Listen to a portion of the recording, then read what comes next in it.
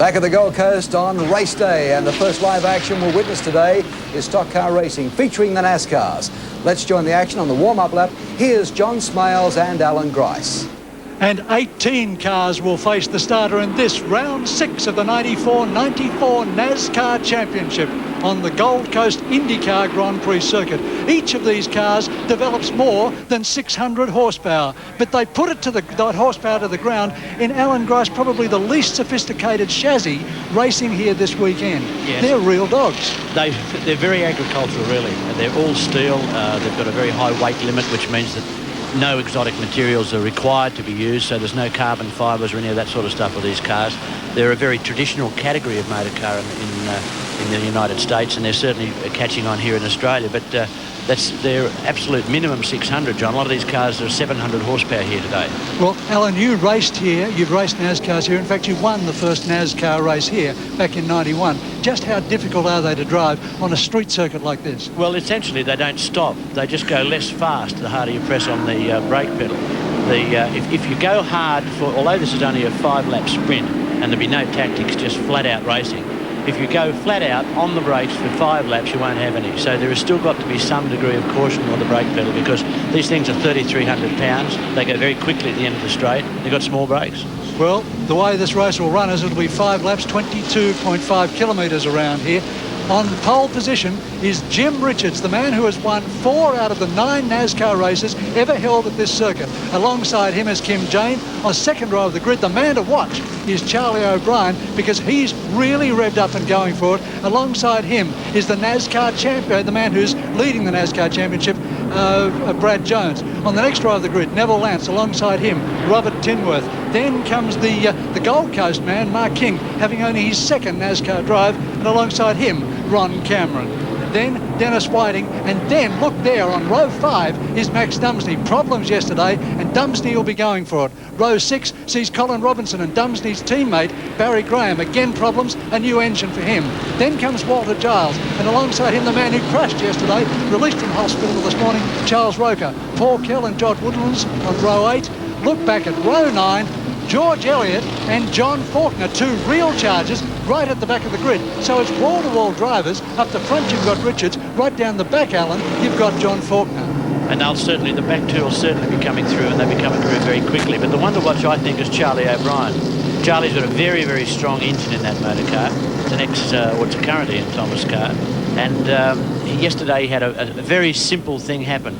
The brakes, as I said before, get so much punishment around here. They're all set up with water injectors that when you put your foot on the brake pedal, it actually injects water into the centre of the disc and cools the whole braking unit.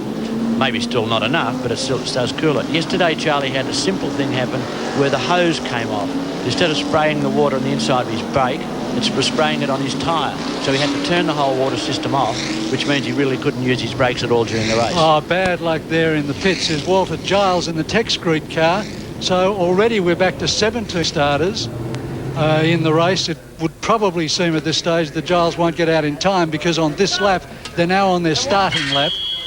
So the crew works hard. If he does regain, he'll regain right at the back of the pair, right at the back of the grid. He'll be a long way back, I'd say. Yeah, and that's not going to work for him. Sensational looking car, isn't it? Yes, well, they call it the brick house. That's what they call it, Alan, yeah. Charlie O'Brien's car, incidentally, has got an interesting nickname as well. It's called Elvis because it's had a lot of hits in its day. Yeah, I've driven a few like that. Yeah, exactly. So Giles comes out, but at the back of the circuit at the moment, they're getting ready for their start, and Giles will have to be on a hot lap now just to catch them in time for that start. Richards, of course, as I say, has won 4, as they warm up their tyres, has won 4 out of the 9 NASCAR races held here at the Gold Coast. So if he wins now, Alan, it'll be a perfect balance. 50% of the wins for him and 50% for everyone else. Jim would think that's perfect. That's a shot out of the front of Bradley Jones' car. And that'll be a great shot at the start of the race, I can assure you. Well, Jones yesterday in a heap of trouble when he actually undid his seatbelt on the first lap and drove the rest of the race without his seatbelts done up. Very dangerous. Yeah, it's not for me, I'm afraid. I'd be in the pits, I'm sorry. He, of course, is leading the NASCAR Championship for 94-95 season, so he felt he had to finish to put himself on a grid position to be able to gain points in this race today. Points only exist on this one 5-lap screamer today. That's Charlie O'Brien in the BOC Gases car right in front of him. Jim Richards in the yellow car leading the pack through. All in readiness for a start. Coming through the double chicane, which Alan, you and the Mazda yesterday were handling almost in a straight line. Oh, it's pretty straight, really. It depends which way you look at it, John. Here comes the Tex Creek car up on the back already and pushing through into his position. Yeah, that's fine. Yeah, so he's done well. They backed them off so that Walter Giles would have the opportunity to restart in the event. The thing is, of course, have they fixed the problem that he pitted for in the first place? We'll only know when the race gets underway, I suggest. As long as he gets a start, that's the go. 12 is Robert Tinworth, also at the back of the pack. Lights out on the pace car, meaning that they are satisfied that they'll get a start this time round. Jim Richards already controlling the race from the front. Kim Jane not able to get up alongside him very easily. As they come now up onto the main straight, this is where the pace car will pull up, and they'll unleash 700 horsepower each, some of them 600, but who's quibbling, as they charge down the main straight first time round. Watch for the pace car to weave off, and then they're in the starter's hands. Richards controls the start. They can't start in front of him. He's holding him right back too. It's not a fast start. There's a green. And the green's on, and Richards floors it down the inside. First chicane, always difficult here at Gold Coast because it's so tight and these cars so big, so wide. Richards in the lead. O'Brien up into third place. Kim Jane in second. That's the chicane. Single file through, the only way to do it and make sure you're right. Jim Richards controlling it. Kim Jane has to get onto Richards now, otherwise Richards will start to open the gap almost immediately. Yes, it'll be all on in the first time up the back straight. I think you can see people probing and looking for a spot, and the back straight could be the first opportunity. Indeed. Richards first into the corner, Kim Jane behind him, then comes Charlie O'Brien. Whoa, and it's Faulkner gone. So Faulkner, who'd started right, and it's Max Dumsney gone as well. Looks so like Max Dumsney and Faulkner just swapped ends, locked the rears up, I'd suggest, so early in the race. Very strange thing to happen. No, well, Faulkner, of course, was right at the back of the grid. He knew he had to pass as many cars as he could right from the start to get through the pack. But now he's got to do it again. And now he's got to do it all again. So what a shame for John Faulkner. Here we look at him from the helicopter. There he goes, just too fast in. Brain fade, yes. He's already passed about 8 cars and he was trying for 9 in 2 corners. Incidentally, that grandstand going across the track immediately above him are all his sponsors. Yeah. So at least he's done it on the corner where he's given the sponsor a bit of a thrill. And through the chicane, the double chicane for the first time. Oh, he's in trouble. I think he dropped the road map there. He was going left and right at the wrong times, John.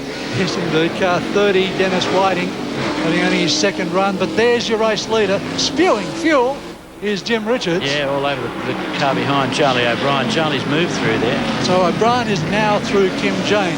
It's Brad Jones climbing all over the back of Kim Jane, and Bradley sideways as he comes onto the through Foster's corner. Just lost the momentum coming out of that corner, went too hard for it too early, got this car all sideways. As a result, not going down this straight quickly at all, but he'll close up under brace. Jane using a John Sidney prepared engine. All 3 John Sidney prepared engines in the Kim Jane car and in the 2 Valvoline cars had overheating problems yesterday. Even 5 laps could kill those engines. They were getting up to 350 degrees in oil temperature. Yeah, that's certainly not good for bearings around here. So Jane now works to hold out Bradley Jones. The leaders, Barry Graham up into 6th position.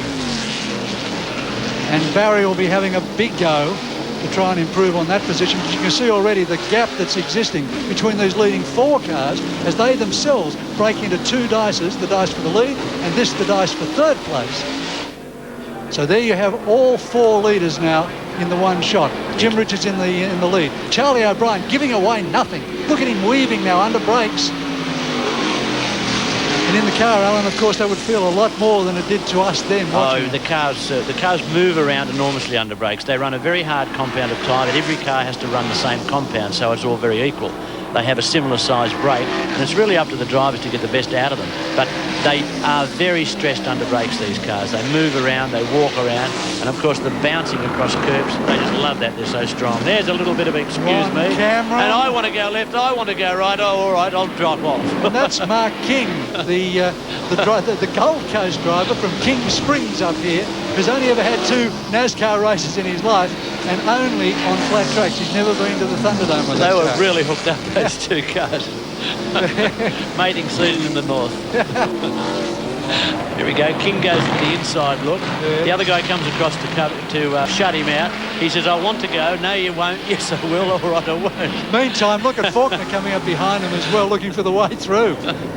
with Charlie's all over his car. is moving up and getting closer to Jimmy. Yeah, this is interesting. Jim Richards. Let's have a look under brakes. Is he pulling any up? Not yeah, tad. He did. He picked up under brakes. Yeah, Dick Midgley, the owner of the Jim Richards car, went across to have, just before the race started, to have a few words with Charlie. He said, I think I better get into Charlie's head, because he knew Charlie was really aggressive today, and he wanted to do something to unsettle Charlie O'Brien. Well, these two have certainly skipped away. They've certainly skipped away, but that engine in Jim's car is obviously very strong. Charlie's using the brakes to try and stay with him. But they've skipped right away from Kim Jane. And fastest lap of the race now is Charlie O'Brien at 2:01.03, getting very close indeed to the lap record, and that's with the new chicane in place. Yes. So that's really charging. There's 3 laps to go. Jim Richards in the lead, Charlie O'Brien next, then back to Kim Jones and Kim Jane rather, and Brad Jones. And there's John Faulkner charging through the field. Faulkner now in 10th position in the race. Oh, and the rear's locking up again. Cross this in all sorts of trouble. All sorts of strife. Coming into that corner, you see the rears were chattering, bouncing up and down. Too much brake bias on the rear. And of course, in these cars, there is a brake bias control, but you're not allowed to use it. And there's a 3-wheel version of a NASCAR. He's bumped a wall by the looks of him. And that's Mark King, the guy who in fact mounted his his teammate, and to good advantage. It did him no good. Well, the rubber's just shot to pieces, isn't it? It's a long way back on 3 wheels too. It seems to take forever. And you wonder why you'd bother doing it, frankly. Why wouldn't you park it? But now he's into the pits. Yeah, well. I guess if he can put a new tyre on, he might finish and get the glory of doing that at least. He's now back in 17th position out of an 18-pack field. George Elliott being the only other person back further, and George is retired on lap 1. They're on lap 4, only 2 to go. The pit crew moves in to have a go at the tyres. Meantime, back to the leaders, and look at O'Brien right onto the back now of Jim Richards. Charlie's certainly using his brakes to hang on. It'll be very interesting to see the next run up the straight. Note the one nuance in these cars as well. They do not have external rear vision mirrors. They only have the internal rear vision mirror. So very difficult to see what's happening behind you, Alan. If you want to know what's happening behind, you always can see enough. But very often you don't want to know what's happening behind. But you can see there that it's brakes that's pulling Charlie up onto Jim, and it's power. Oh, and Charlie kisses the wall too. Using all the road, and it's power that's taking Jim away from Charlie all the time. So Charlie's really working his car hard and giving it every single shot. Jim Richards now responds with the fastest lap of the race at 2:01.02, takes 1/100th of a second off Charlie O'Brien on that lap. So these guys really into it. Look at the gap back to 3rd place. 2 laps half to a go. straight. 2 to go, but he's in a position to do it. Okay, that's Charlie kissing the wall again. Replay of the kiss of the wall. That's fine. Use all the roads, all the black stuff. And a little bit more as well. Now down into the chicane. Oh, and they're both working the chicanes very hard. Jim maybe just a little bit smoother, a little bit quicker through there. Pulled a bit of time through there, but Charlie will pull him back again under brakes. Jim's car looked a little wobbly there under brakes. But Charlie's really working hard at this. Isn't he what? This is really going well. This is the Ian Thomas car. Charlie now right up the back of Jim Richards. Slow car in front. Lap car in front. They'll both get the run. Yes. Charlie out of the draft, having a look through. Jim's got the corner. This time, he can get a faster run onto the straight. He'll be right. Both of them have changed their diffs overnight. Both of them have actually gone for taller diffs. Charlie got a good run on the straight then. Yes, hasn't he? What's the situation? This is the draft. Power? White flag comes out. 1 lap remaining. 4.5 kilometres around the Gold Coast. Here comes Charlie O'Brien. Wrong side for the chicane. Richards has got the corner covered. O'Brien gets stopped just in time. No, he doesn't. Look at this. He takes the lead, but is that kosher, Alan Grace? He's in front, that's the point. Whoa!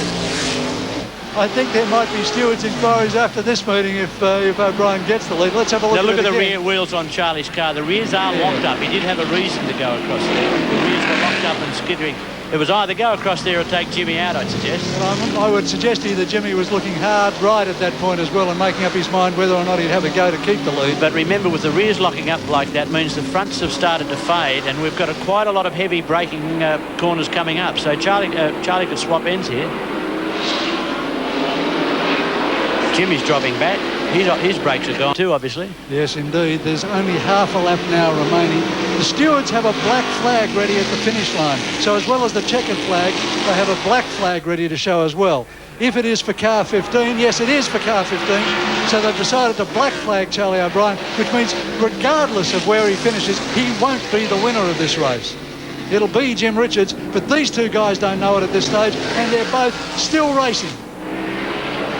Third place is Kim Jane. Fourth place is Brad Jones. Fifth place is Barry Graham. Sixth place, Valvoline car Max Dumsney has moved up into the sixth place.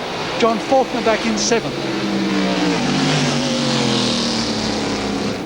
Down to the back of the circuit now. O'Brien, second fastest in the race, 2:01.03. Jim Richards quickest, 2:01.02. Debris hanging off the bottom of Charlie O'Brien's car. I think Jim Richards was one of the cooling air ducts, I think. Yes. Okay, a 10-second penalty has been given to Charlie O'Brien, so that'll possibly put him in second position as they come up with the checkered flag. Charlie O'Brien takes the win on the road, but takes second place, we think, overall. Jim Richards takes first, and we wait for third place to come through, which is Kim Jane. He now comes up to take the checkered flag, and the statisticians quickly were moved to work out whether in fact there's a 10 seconds deficit. I think so. I think Charlie will be second. So Charlie O'Brien takes second place. It'll be Kim Jane in third, and Bradley Jones retains the series lead as they go to the grand final at Cold Park next month. So Jim Richards takes the win. Victory in the NASCARs to Jim Richards. What a great race, and there's much more to come from Surfers Paradise in just